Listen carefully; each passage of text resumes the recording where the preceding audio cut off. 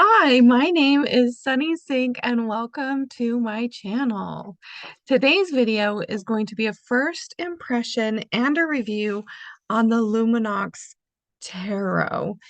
So I wasn't even sure what this was. I checked the return address on the package and it said Forever Tarot. So I checked my Kickstarter and I did back a deck, the Luminix Tarot, last month. It was so fast.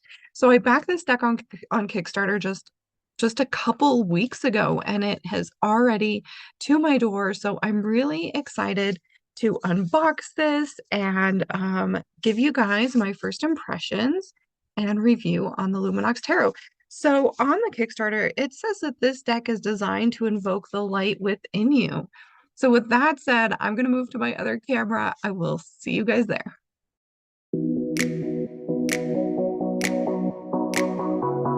Okay, so I am so excited to get started and to get into this deck. Something that I didn't mention before is that it is very strongly scented. I'm sure it's this wrapping. It smells kind of musky. It's actually quite nice. Okay, let's see if I can get into this. So here is the deck. Here's the backing. It's a nice sturdy card stock. I will do a little shuffle at the end, but let's go ahead and look through these cards. Okay, so this is my first view. I have obviously seen some of these pictures on the Kickstarter, but I love this Fool. You can see the Fool walking from the darkness into the light. You see some of the traditional symbols here in the Fool card as well. I think that the words or the names of the cards are easy enough to read and it looks pretty fancy. The Magician, here surrounded by light coming from above. We've got some symbols and feathers around him. This is absolutely gorgeous. I'm so excited to work with this deck. The High Priestess. Yeah, it's definitely a very shadowy deck. So we have both the shadows and the light. This Empress here, very lit up from above, and a lot of darkness within the card here. That's so interesting. The Emperor. I am eager to see how I work with cards that are a little bit less like the traditional Rider-Waite in terms of the symbolism and possibly even you know, what the cards are depicted. This Hierophant is so interesting. We can see that there are extra hands down here. If you know what this is, let me know. And I am noticing right now that there is no guidebook with this deck. So there's nothing to read to kind of explain the deck or the symbolism or anything like that. Here we've got the Lover's card. You see a union here in the sky. This is absolutely gorgeous. The Chariot. Strength. And we're looking at this figure from the back. It looks like there is a little lion down here at the bottom, which I like. And she is facing away from the camera. We've got the Hermit here. I am a little bit worried that I won't be able to truly connect in with these cards without some sort of guidebook to kind of read about the art and the depiction, but I guess time will tell on that. And maybe they'll be releasing, you know, a PDF version or some sort of guidebook in the future. We've got the Wheel of Fortune here. Justice.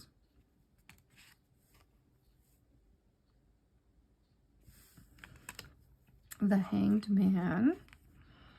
Oh, this is interesting. We do see a figure down here hanging from above. I think that the artwork on these is absolutely stunning. The light work within the art. This is the Death card. Temperance. I do very much like bright colored decks, decks that are full of light. This is a very shadowy deck for my taste, but I am really excited to work with it. Here we've got the Devil card, the Tower card. You can see that the Tower is on fire. I do see some figures maybe down here. We've got the Star. Once again, she's facing in the other way, or this figure is facing in the other way. The Moon. Nice big moon on this card. We've got maybe one of the dogs down here. I'm not 100% sure what that is. We've got a couple moons in the card. The Sun. Definitely lighting up from the sun. Very interesting. You do see the horse in this card as well. Judgment.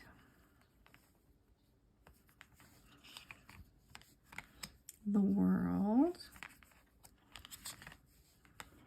This is really interesting. It has a little bit more color to it. I feel like we can see like the fall leaves in this card, in addition to kind of the light and the light source. I'm so sorry, I was off the screen.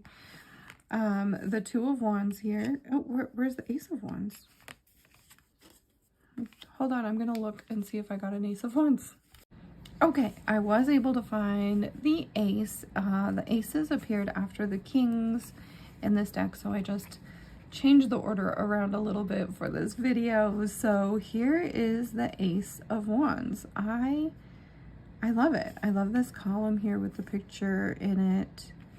I think I'm going to really need to spend a lot of time like sitting with these cards and really considering how the artwork works with the meanings of the cards and the messages within the cards, really feeling into that energy. This Four of Wands here. These cards are quite beautiful. And I do believe that I am a strong enough reader to not have to rely on the traditional sort of imagery. I am really interested to see how that goes when working with this deck. Most of the decks that I have do have some pretty similar imagery to the Rider-Waite-Smith model. This is so interesting. It's a very earthy card. You see a lot of trees here. The Nine of Wands.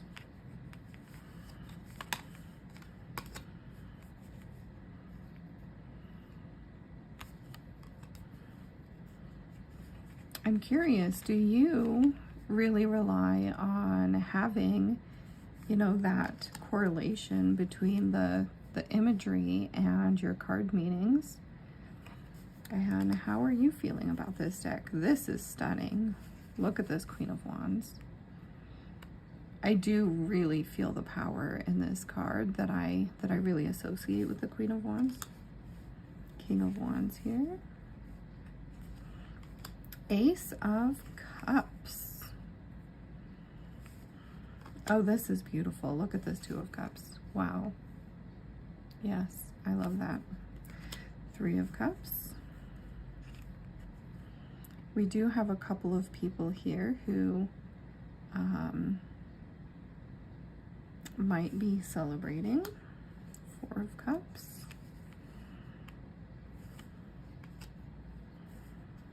Five of Cups.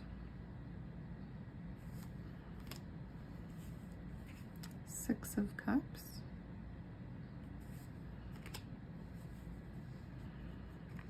Seven.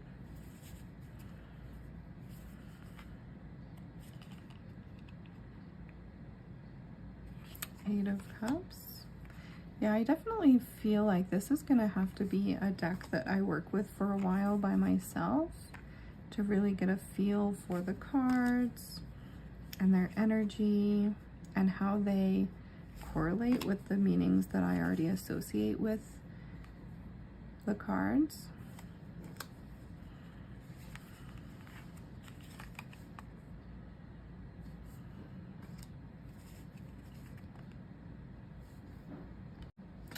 And here we are at the Swords.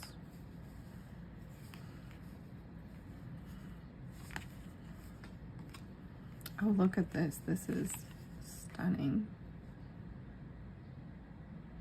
I guess I do see maybe a little bit of hardship here in this card. I'm not sure about the lessons and the heartbreak that I really associate with the Three of Swords. Here we've got the Four of Swords.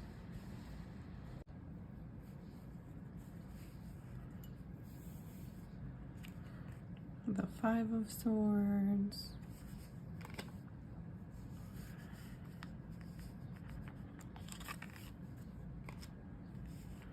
Wow, that is beautiful.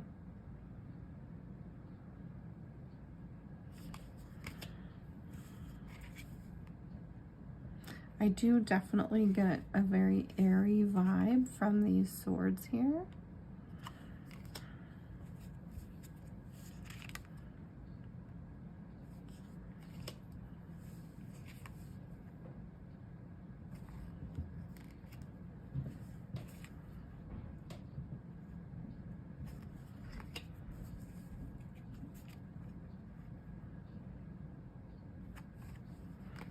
And now we are on to the Pentacles. I think this is the first ace that we've seen with a figure in it. Two of Pentacles.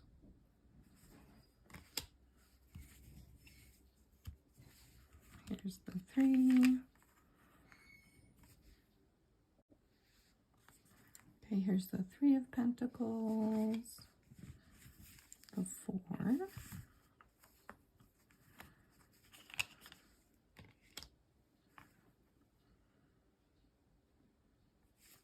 Five. Six of Pentacles. Seven.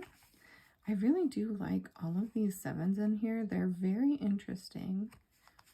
And that's one thing that I might do too is, you know, put all the aces together and the twos together and just kind of see what sort of similarities come up. Here we've got the Nine of Pentacles.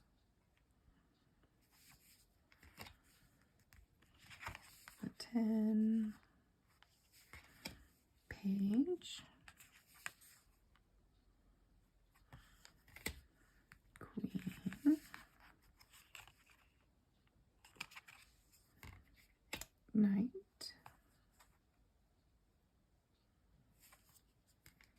And King. So now I'm going to do a little shuffle here. I tend to shuffle my cards in this method here, but I do like a good riffle shuffle sometimes. So let's see how the riffle shuffle goes. It's actually quite flexible. I do really like the cardstock here. It riffle shuffled just fine. Had a little bit of give here when I bridge it. And I like the size of the deck. They're a little,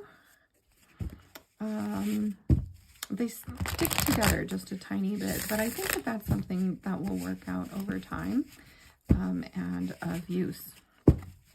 So now is where I want to hear, do you like the Luminox Tarot? Is it something you can see yourself reading with? And what are your thoughts?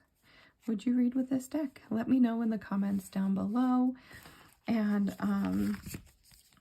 also, if you're not subscribed and you love tarot content, please take just a moment to like this video and subscribe.